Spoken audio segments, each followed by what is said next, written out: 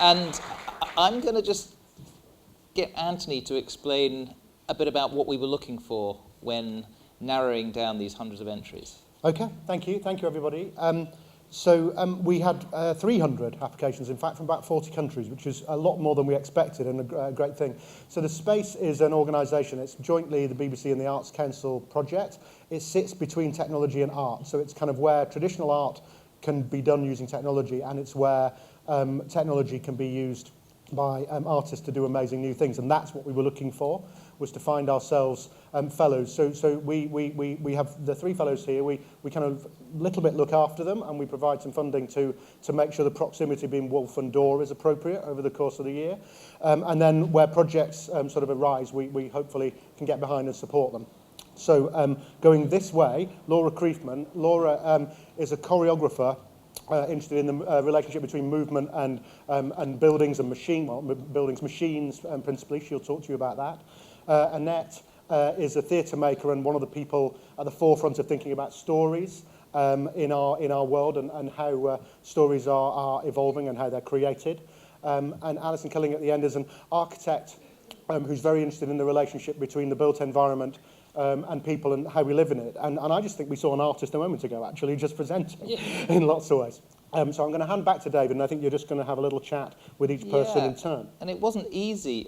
We were judging, including Olafur Eliasson, who was on our magazine cover last month. He was on Skype, we were in rooms, and it was a challenge.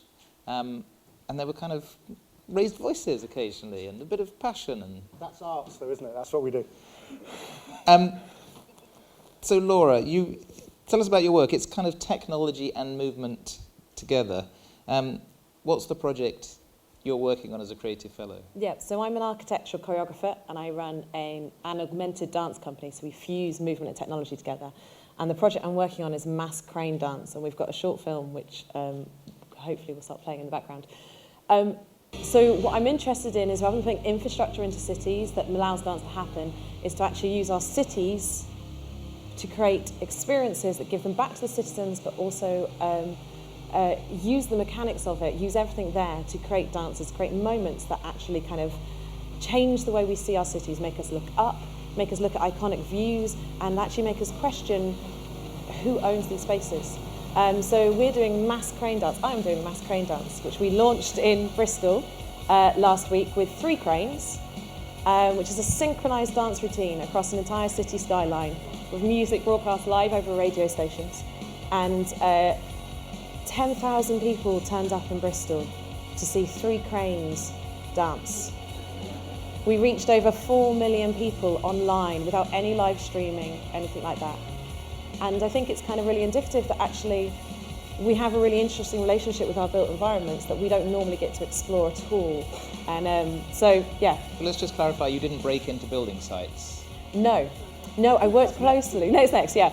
I worked closely with the most incredible group of crane operators, crane drivers, who surprisingly gave me carte blanche to choreograph their cranes.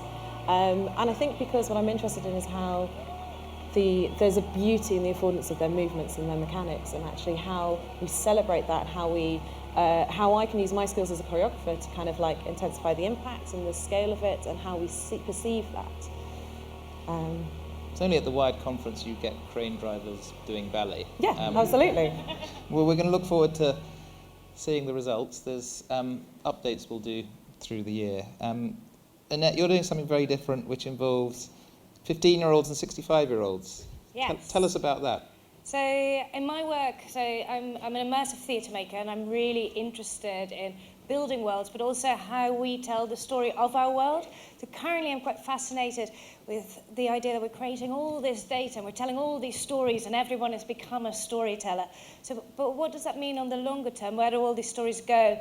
So my project looks at the next 50 years. So what is the story we want to tell about us? And the next 50 years, what is the legacy we want to leave? What is what do we want to tell the 15-year-olds in 2065? So I decided to work with experts all over the world, which of course are the 15-year-olds of today. They are the experts of the next 50 years, and 65-year-olds who have experienced the last 50 years. So bringing those together, so we're going to each of the continents and making an experience for those 15 and 65-year-olds to start thinking really big about big ideas about what we want to do, how we want to change, what we want to be, how do we want to live together, and how do we get there.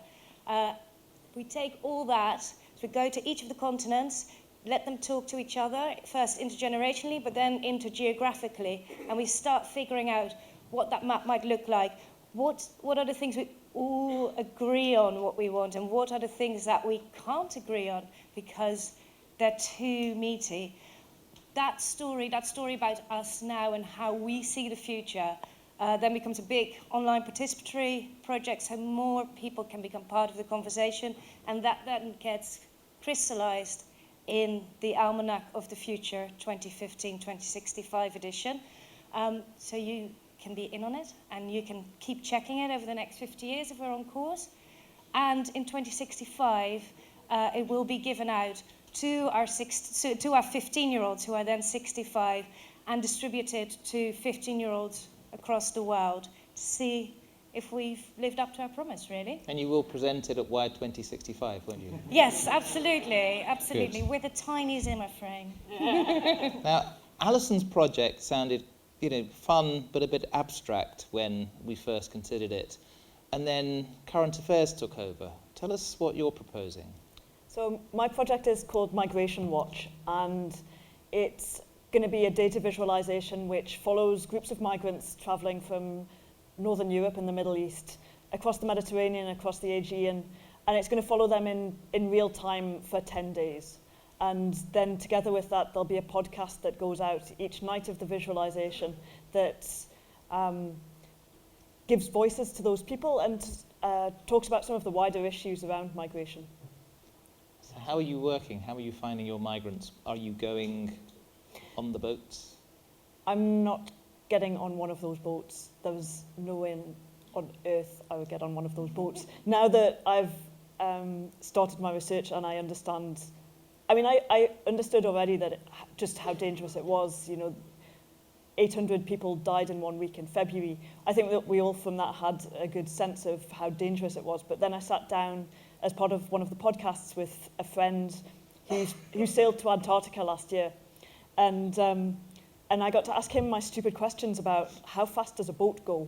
And it turns out it's like just about jogging speed. But he also explained to me just quite why those boats were quite so unsuitable for those trips. And it's horrifying, actually.